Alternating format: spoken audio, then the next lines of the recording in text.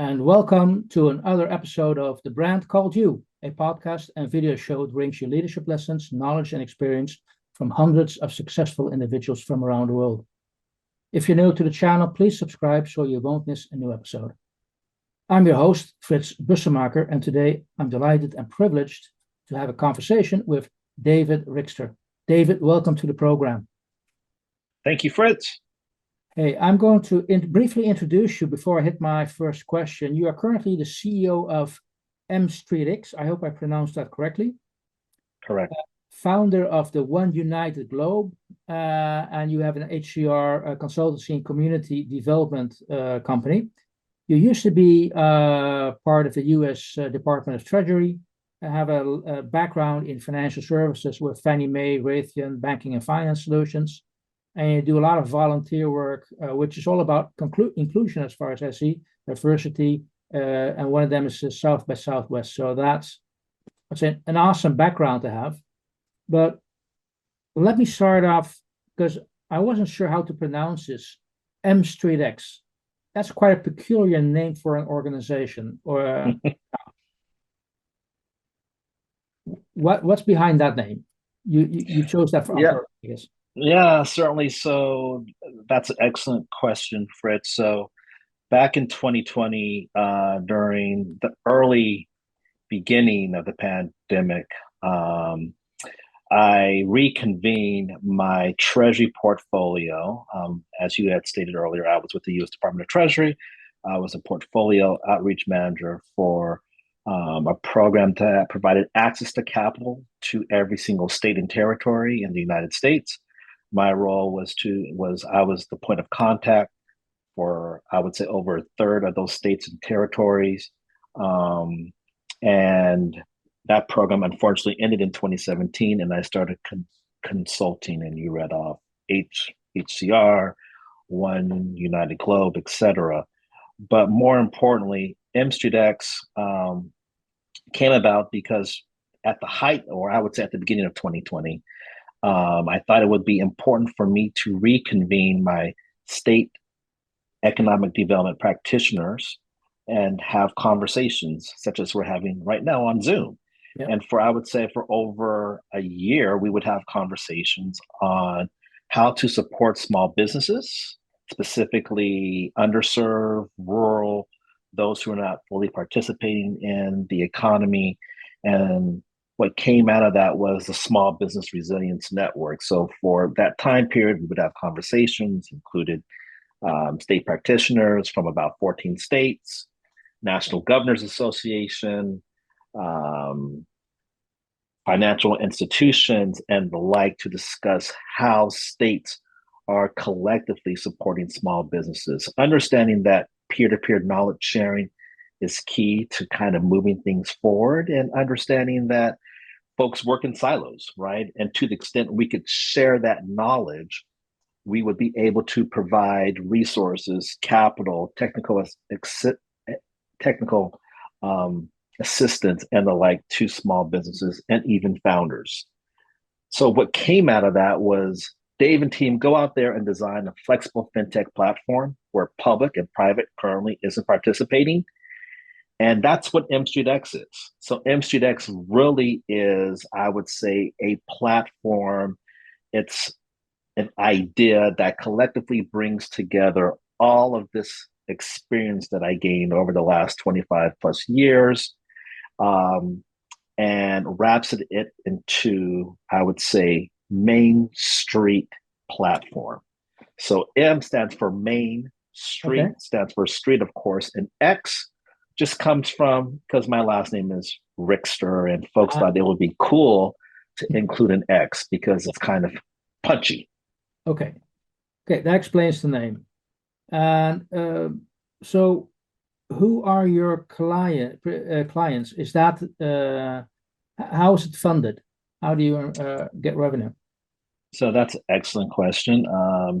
We are unique in it that we have not had any equity taken from our company. So my clients are state governments who use our platform. We also consult as well.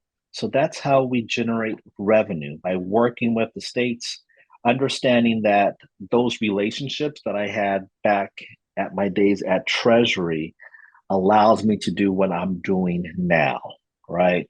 So the ability to leverage your relationships and to monetize them, well, I'll say was something that was challenging at first, right? Because before I was on the other side working for them in support of them, Yeah. ensuring that they had the tools, the resources, capacity to operate programs to support small business growth and also entrepreneurship throughout the United States. Now, flip that. Now I'm working with them because we saw that there was a gap within the ecosystem.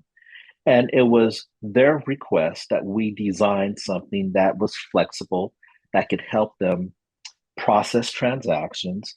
And so that's how we've been able to generate revenue by working with state economic development agencies to support their efforts in deploying flexible capital to small businesses.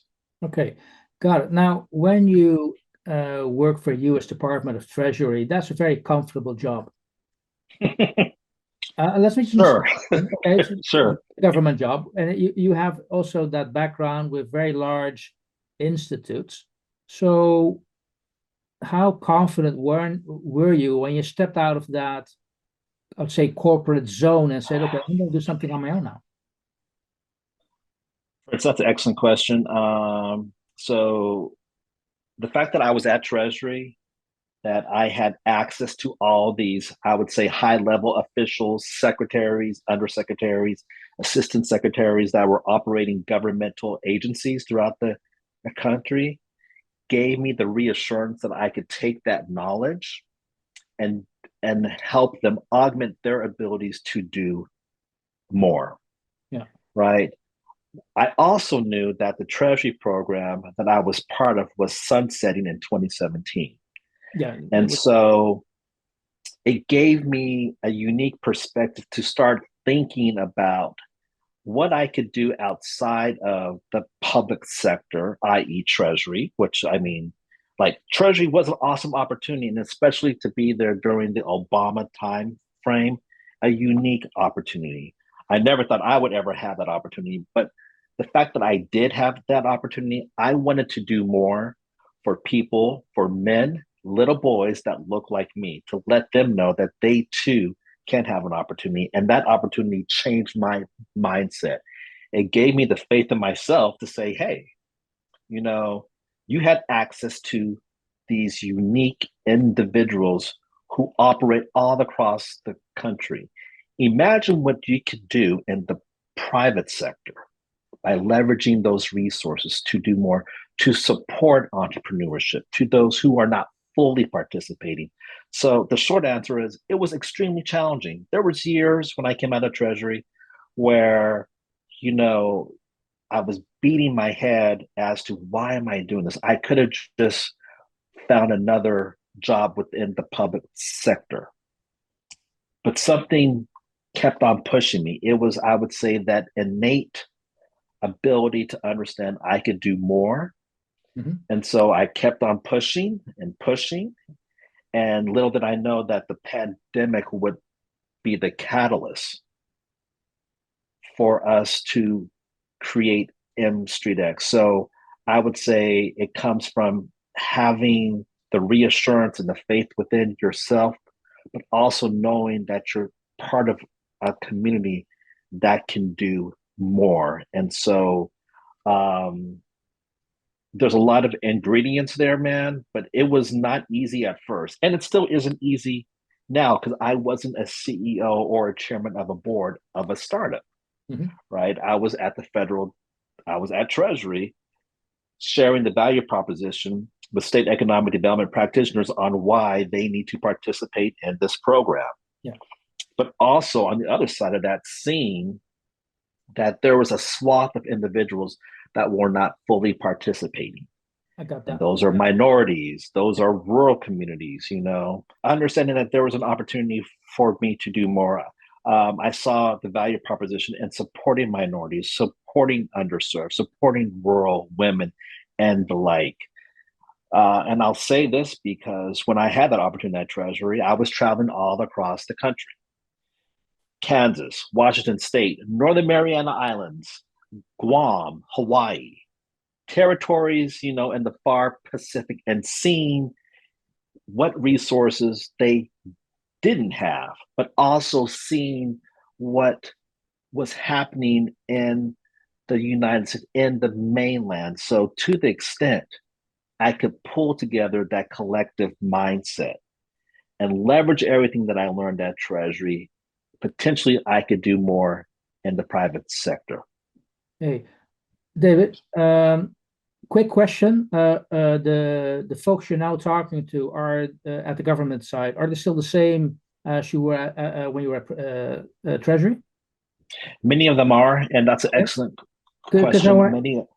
Because the reason I'm asking that is I was triggered by something you said a couple of sentences before. You said, I had access to these people. And that suggests you don't have access to those people anymore. Or do you still have the access?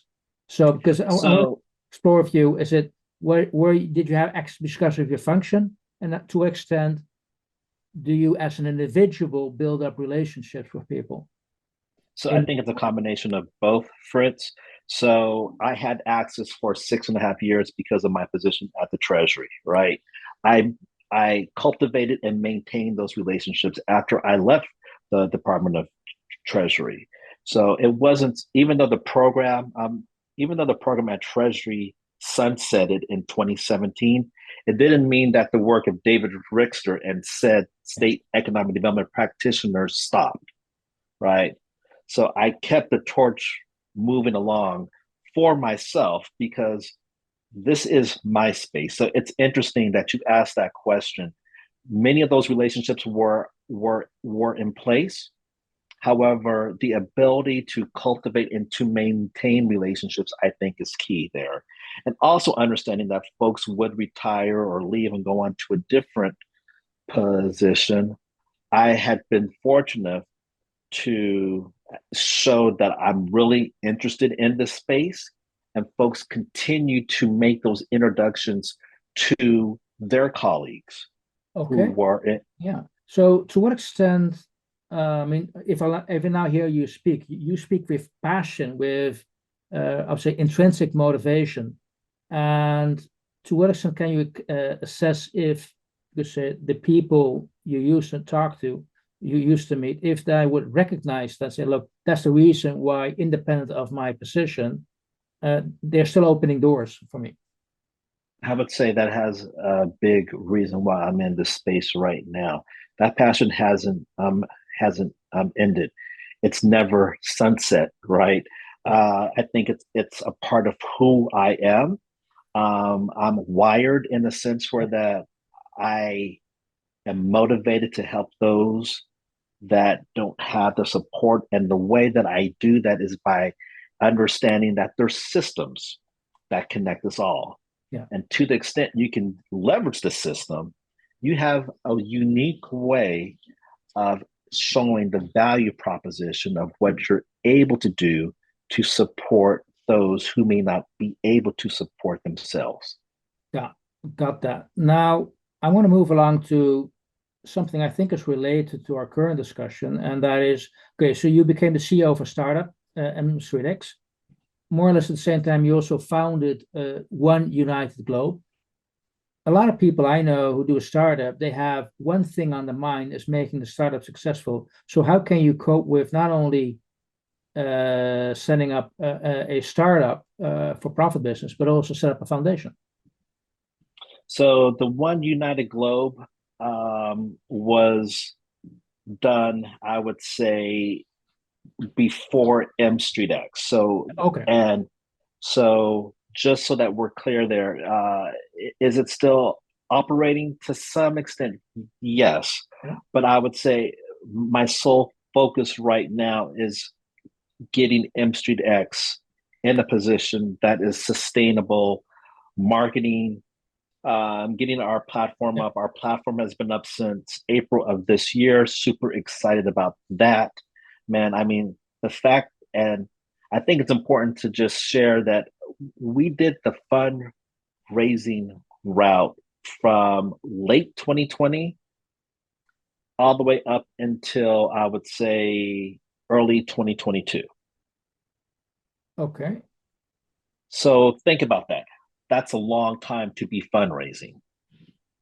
And I can attest as a founder, as CEO, it's extremely exhausting, and especially if you have kids. Yeah.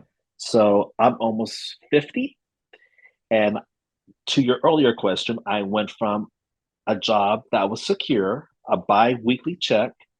I had 401k, etc. But now I'm deciding to explore and do something unique, something challenging that I would say someone who's probably in my position and age probably wouldn't want to do because it's extremely challenging, especially when you have a young family. But again, through grit, perseverance, focus, family, friends, we've been able to make it through. And I'm fortunate to say our clients have been able to fund our platform to where we're at today. Great. Okay. I still want to come back to One United Globe, although you started it before starting up your startup. Because when I read upon what that is doing, connecting communities, embracing disruption, preparing for the fourth industrial wave, seems to be that is, well, nice training ground for what you're doing right now. Yeah, so excellent point.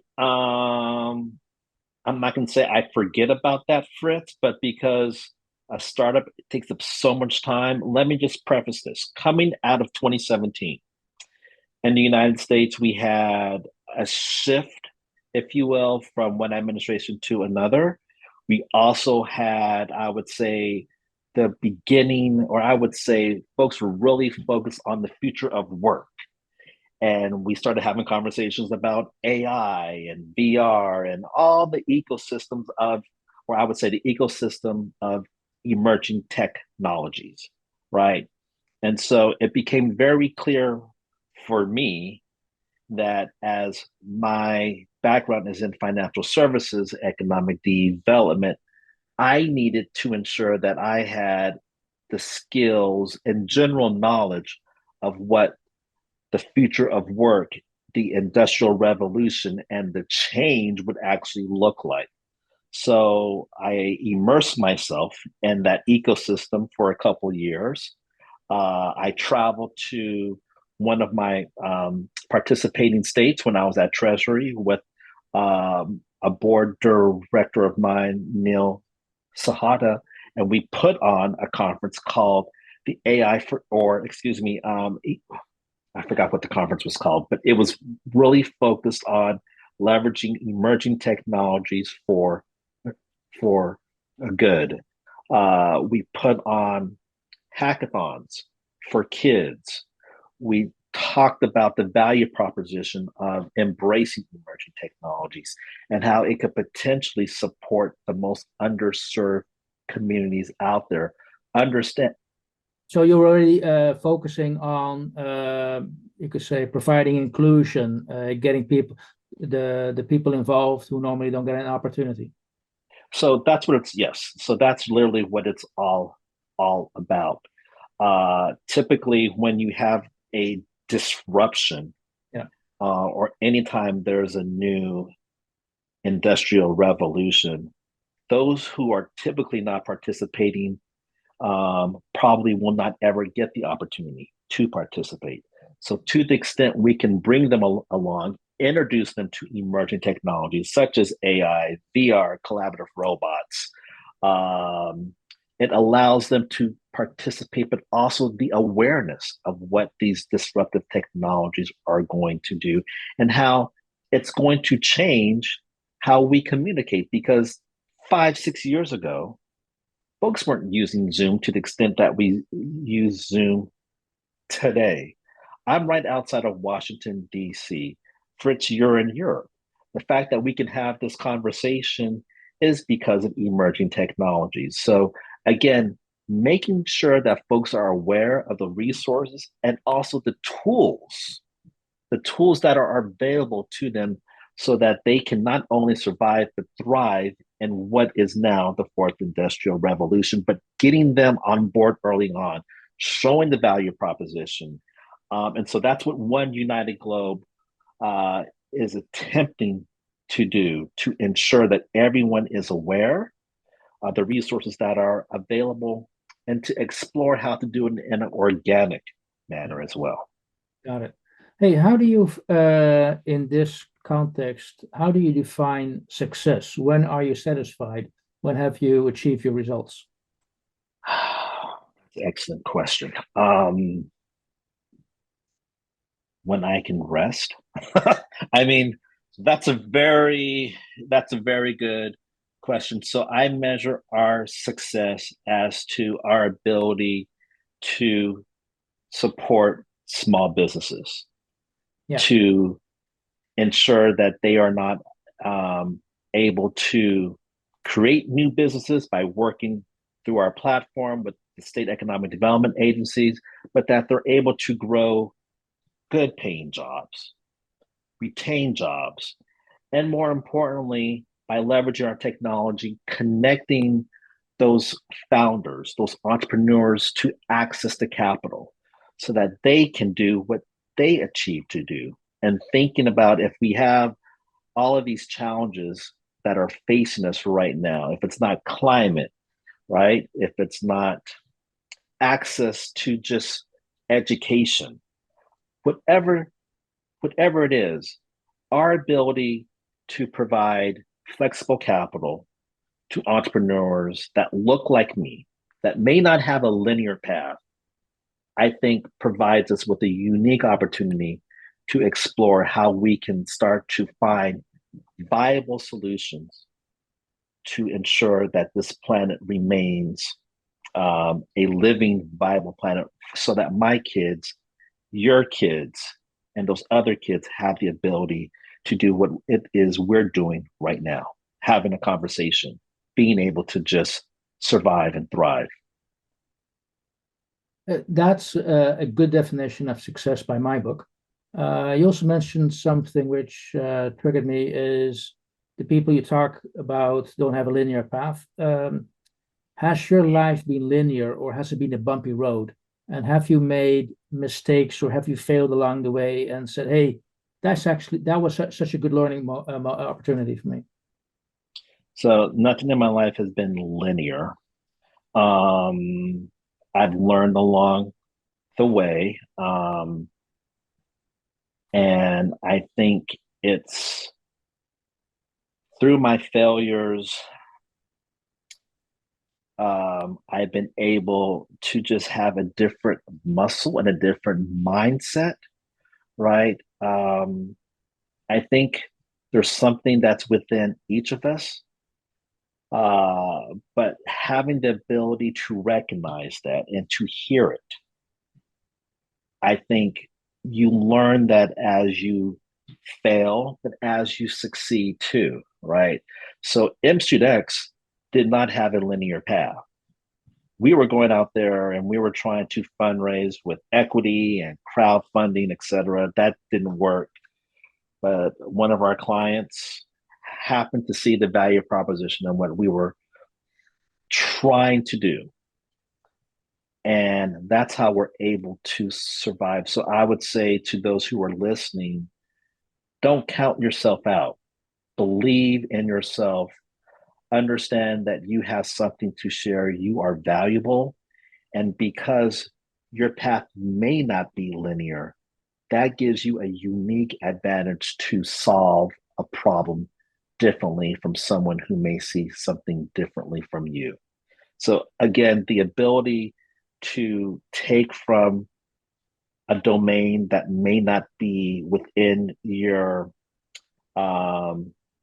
may not be something that you're used to, but to, I would say, connect dots is extremely important. I would say my ability to connect dots and to envision is my secret sauce. So I envision where I see us going, and I connect those dots so I can be successful. And that is something that has taken me time. But again, I had the opportunity, a unique opportunity to be in a position at a specific time. I knew I had a responsibility, and that responsibility has led me to where I'm at today.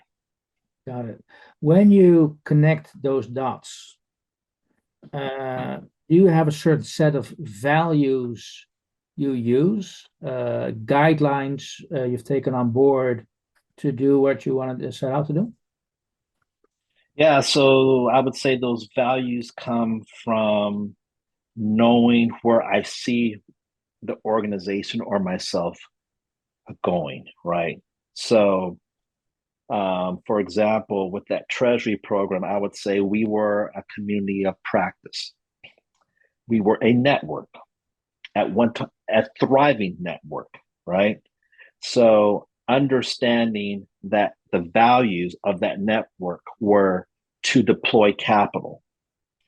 Everyone may have a different understanding as to how you deploy capital and what that underwriting criteria is. But at the end of the day, the main goal is to ensure that individuals, small businesses, entrepreneurs have access to capital. If we can crack that nut, and if we can do it in a manner that is inclusive and equitable, then I think we start to change the conversation from those who do not have support, but bringing everyone along to ensure that folks are receiving the resources that are out there for them. Because there's more capital out there. I mean, capital is abundant, Fritz, but the question is who is receiving the capital? Good one. Let me then end with one final question in this context.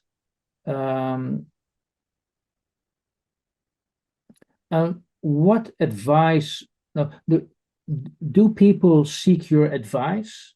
And is there like a common advice you would give to anybody out there? So people do seek my advice, specifically those in this ecosystem of access to capital and small business under that treasury program. But also coming out of that treasury program, I would say as a practitioner, I think what has come out of it is one's character and understanding what why do I do the things that I do? What makes me tick, right? And so if there was any advice that I would provide to entrepreneurs, small business owners, anyone of the like, just number one, go with your gut, because your gut is typically, you know, right 99% of the time, but also give yourself some grace too. Give yourself some grace and know that what will be happens for a reason. You have to understand that. And there are certain things that are not within our control, but understanding that we're here to ensure that we are good stewards of this planet. And while I'm here, I want to ensure that my kids and my kids' kids have the resources to survive. So I know that's a long answer, but I would just say, just be you, be true to yourself, and understanding that things happen for a reason and that it'll be okay. I mean, I didn't know that I would be CEO or chairman of the board of a startup company 5 years ago. But this is where I am today. I love it. My path has not been linear, but because I do have that inner faith within myself, I know that things will be okay. Believe in yourself and it will be okay. That's right. Hey. David Rixter, I want to thank you so much for sharing your insights. I want to wish you lots of success and luck with growing MstreetX and taking us along your journey so far. So again, thank you so much for sharing your insights and thoughts. Thank you for it. Thank you for listening to the Brand Called You videocast and podcast, a platform that brings you knowledge, experience, and wisdom of hundreds of successful individuals from around the world. Do visit our website www.tbcy.in to watch and listen to the stories of many more individuals. You can also follow us on YouTube, Facebook, Instagram, and Twitter. Just search for the Brand Called You.